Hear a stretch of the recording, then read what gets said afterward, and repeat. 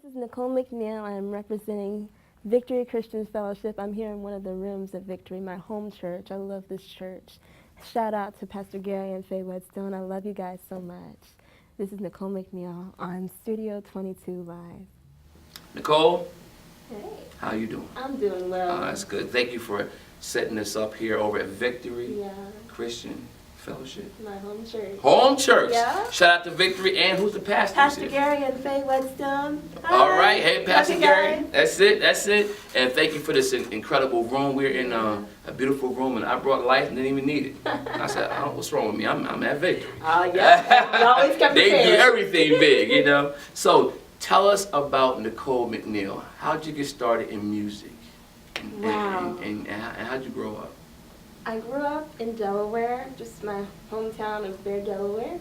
I love music. Music has always been a part of my life. Musical family. My parents sing. My extended family. Some people play instruments. A lot of them sing and things on that line. So, yeah, it's always been a part of my life, especially Christian music, especially worship music. It's always just been a part of my life. I loved it. And Okay. I started singing at the age of 4. 4 years old? Yeah. Oh my goodness, so you were Yeah. singing all over the house. Playing Barney music in my Harvey parts, Sesame Street, everything. Was you harmonizing with Barney? Yes. Me too. I could not tell a lie. I've been harmonizing with Barney. Yeah. That's good. That is awesome. That's all. This is Barney, Sesame Street. We need more shows like that, Yes. especially today. Especially today. Yeah. So, where'd you go to school? I went to school for Red Lion Christian Academy. Okay. Right. And then I went to public school for 3rd and 4th grade. Okay. Good. Keene Elementary. So Oh yeah, shout out. Yeah, shout out. That's good. That's good. Yeah. And so you always had love for music, and you always has been the type of person that loves the Lord. Yes. Why is how important is having a relationship with God to you in your life? Oh my gosh. And how has it helped you? Yeah, it has been like literally my oxygen. From the time I was born, my parents have just been such a steadfast people of faith, I am in a wheelchair. I had, spina bifida. My parents didn't even know if I was going to make it to the next day. But God saw fit to see, me to another day, And so that relationship and that, covenant and commitment to God is really the reason why I'm here today.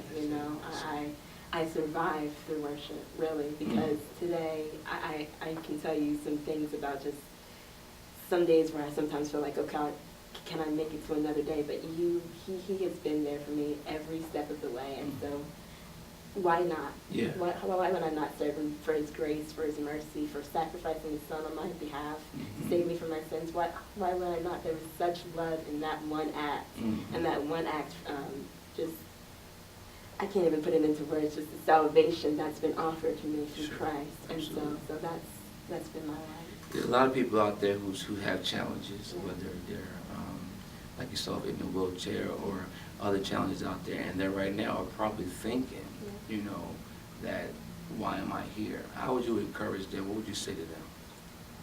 Everyone has a purpose. No one is here by accident. No one is here by happenstance. Even though there's no snowflake that's the same, there's no person that's the same. Even if you have the same gift of singing or entrepreneurship or business or whatever, God's given you this unique niche that makes you individual, that makes you an original. There's nothing that is the same about anybody in this room, anybody in this world. Everybody is created with a purpose, with a destiny, with a design, a specific call on their life, so that, ultimately, that he would get glory out of our lives, that God would get glory out of our lives. There's nothing that catches him off guard. There's nothing that we face that he hasn't already seen, because he knows the end from the beginning. So he's already planned it out. Even the hardships, he's already gone before us and seen those things and planned to already be there with us. Absolutely. Yes. Now we know God inspires you. Yes. Who else inspires you for singing? Oh, goodness. And besides Barney. Oh, yes. Barney, of course. Yes. So you wear the purple, too. Yes, So you I didn't even realize that. representing Barney right there. I was thinking Barney all the whole entire time. Exactly. But who inspires you as far as musically? Oh, wow. You listen to gospel artists? Yes, I listen Okay. to gospel. I listen to, especially like those 90s R&B. I love Whitney Houston, Mariah Carey, all those different artists. I have a very wide range of music. First of all, let me stop you. 90s R&B. Did you hear what she just said? 90s girl for life. That's right. Let me tell you, 90s R&B, absolutely by far. Listen, I'm a 70s baby. I was born 19. So what year were you born? 1995. That's 95. See, why I was 25 when she was born. Okay, say now how old I am, right? But the 90s, it was just an era where the music was so good. People were actually coming out of the 70s and 80s, and I'm a musician, of course, as well. The music has just changed so much. So yeah, that was something that shaped me as well. Yeah. So you got brothers and sisters? Yes, I do. I have one brother. His name is Brandon. Hey, Brandon. Hey, Brandon, how you doing? Okay, one brother. He's And 15 years old. oh, okay, He's so 15 last December. so you're the big sister. Yeah. So do you and Brandon kind of have your little sibling rivalry thing? We used to. Now that we're older, we kind of get along a lot more. I heard Yeah. that. Hey, you can't listen. Sometimes that's part of your development. Yeah, you know, being able to definitely. keep it real. You know, brothers and sisters will hold you accountable the most. Oh, definitely. You know, outside of the parents, Yeah. parents will do, but them brothers and sisters Keep will. you in check. They'll keep you in check Yeah. all day long. Yeah. All right, so let me see. What else I wanted to ask you about? Now you were mentioning in your bio. You started out. What you start? Now you sing very well. Yeah. And but you also play. Yeah. When did you start playing?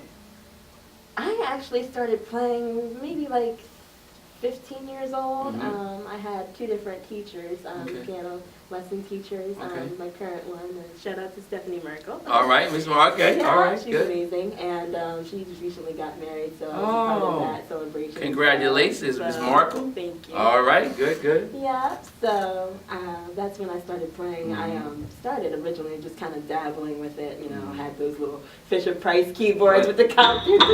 Yes! Yeah, I know you're talking about. I know exactly And what then you're it's like talking chopsticks and everything. Yeah. Exactly. So yeah, That's I good. started playing when I was young, like teenage, and then I Mhm. picked it back up Okay. when I was in high school. Okay, So, okay. yeah. Now let me ask you a question. That's a challenging question for you. Some of your biggest challenges being confined. What have you ever? What's one of the worst moments that you felt that you know what?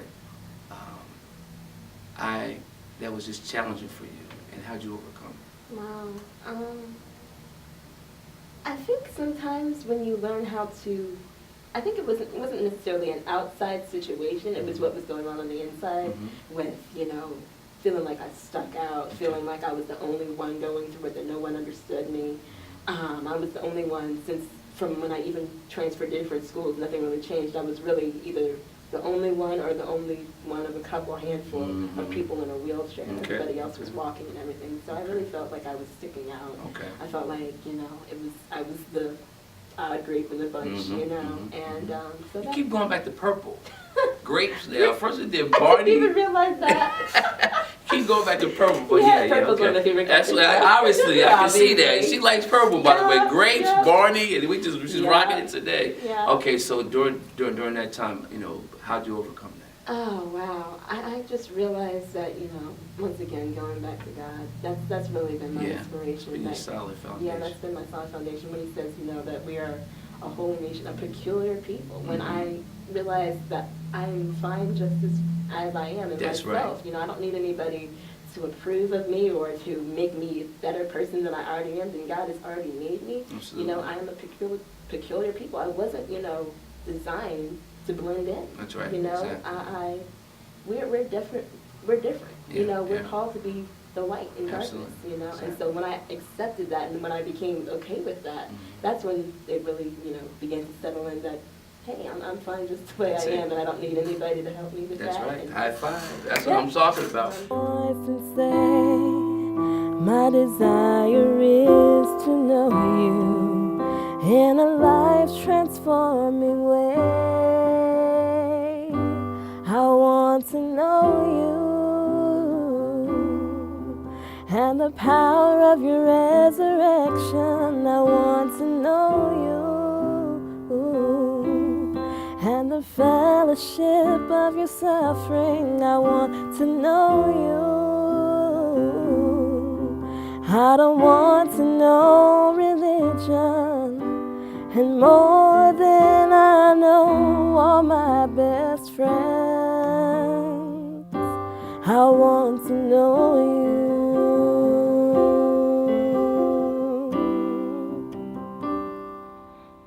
And Lord, I ask you to forgive me for my sins that missed the mark, seeking after fleshly desires. 'Cause when I do, it breaks your heart. And I confess to you that I'm tired of playing these church games. Because when I seek your face, I know that I will never be the same. I want to know you and the power of your resurrection. I want to know you and the fellowship of your suffering. I want to know you. I don't want to know religion, no. And more than I know all my best friends, I want to know you.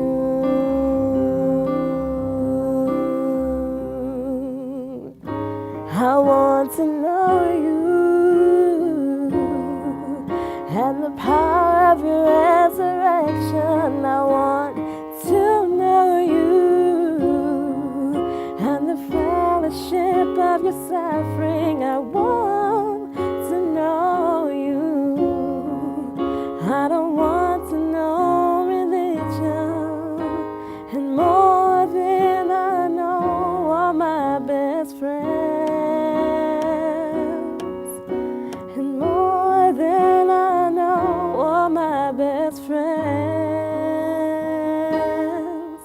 Oh, more than I know all my best friends.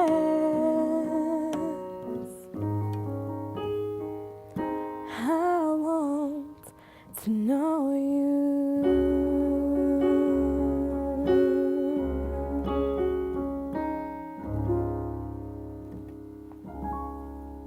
I know you and I have a mutual friend, Herb Middleton. Yes. Tell me a little bit how you met Herb Middleton.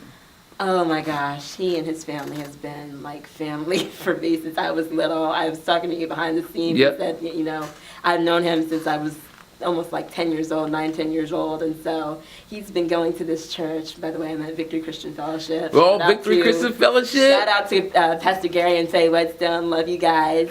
And so I've known him and his family since I was little, and they have just been, oh gosh, phenomenal people. Mm-hmm. I'm just so grateful that they are in my life. And So did you get a chance to work with him? Yes, I did. I got a chance to work with him at the end of 2015, going into 2016 on music, and we just worked together, especially like on the platform ministering is why I've really known him to be just a person who's so humble and a heart for God, and so I really appreciate that about him and his family. So let me just go ahead give Herb a quick shot. Herb and Janelle. Hey, Uncle Herb. Hi, Auntie Janelle. Love you guys. So growing up, what kind of music did you listen to? Wow, I listened to R&B, 90s R&B. Actually, it's almost more like the 80s, but I have a very wide range of music. Gospel. I'm kind of like secretly a country girl, so I love country and stuff. So, like I said, I have a very wide range of music. So, yeah. That's very important today, especially with the status of music today. We need folks like yourself. Definitely. How's God helped you in your life, and how it's important to have a relationship with God? Oh, that is just so important to me because it's been my foundation. I have been, growing up in Christianity. I have Christian parents, Christian family. Grew up in church. I'm not necessarily a I kind of am a PK, Philistine killer. Not necessarily preacher's kid, but I'm a Philistine killer, But yeah, I've always loved my relationship with God, and it's so progressing. It's just ever just growing and increasing. I've just grown so much more in love with Him, especially in the struggles that I've gone through physically, and sometimes with different situations, whether it's school or family or whatever, just knowing that I can go to God and that He has all the answers. It's such a place of hope. It's such a place of security and stability for me, and so my life, and I love that. So tell us a little bit how you've able to endure being confined to a wheelchair and how you overcome them, because you inspire people. You inspire me. Thank you so much. My endurance and the certain struggles that I'm going through is not necessarily outward, but mostly what it said to me inwardly, being different, being, in the two schools that I've been at, and from going to elementary to high school, I've been in two different schools, and it's really been like I've been either the only one or the one or a couple and a handful of people that have been in a wheelchair. And it's just sometimes said to me that I've been different or stick out or the odd grape in the bunch or something, but I realized that, hey, I'm supposed to stand out. I'm different, I'm not in a bad way or a derogatory way, but in a way of saying, I'm light. God's called me to be different. God's called me to not, fit in with the crowd or, go with the status quo. And that's what makes me me and makes me special and unique. And so I for that reason, I think that it's so worth it. And I really just, even as hard as it is sometimes to want to walk and want to dance and do the things that, even the average person can do, I want sometimes to do that. But, in everything I have to give thanks because God He knows what He's doing. And if He's making me a light to people, then whatever I have to endure and go through, it's worth it, for the sake of other people, and helping them see Christ. Absolutely. Hey, I want to give a shout out to my Instagram and Facebook friends. Thank you guys so much for your support and your prayers in this process. I so appreciate you guys. I want to shout out to all my family, my extended family, my brother especially, for just, supporting me and my father and my family. I love you guys so much. If I could leave you guys with anything, it would just be to never discount who you are, never forsake or try and belittle who you are, and don't try to be like anybody else. You are an original, you have purpose, you are an original. You have a distinct and individual call in your life. Get to know God, as I just sang, my heart is that I want to know God, even as I've been, like I said, I've been knowing God all my life. I've been growing up in Christianity, but it's a different thing from going to your parents' faith to making it your own, and that's what I desire for everybody watching, everybody that's on my Facebook page, everybody who's my friend on Instagram, all of you guys. I want you guys to just get locked in with God, because He will be there for you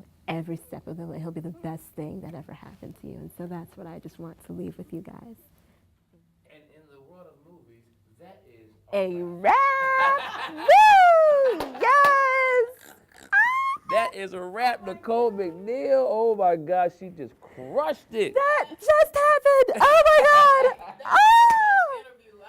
Thank you so much. Well, Nicole, I'm excited to be here with Nicole McNeil, Studeo22LiveTV. I'm the host, Fred Fitzgiles, and yes, we're back. And what better way to come back with a new season than with Nicole McNeil? She just blessed me. Thank you so much. Thank you. My pleasure. I appreciate you. My pleasure. And now it's time for me to get to editing, huh? Yeah, I guess so. It's time to get to work. Hi, my name is Nicole McNeil, and you are watching Studio22LiveTV. Always positive, always on.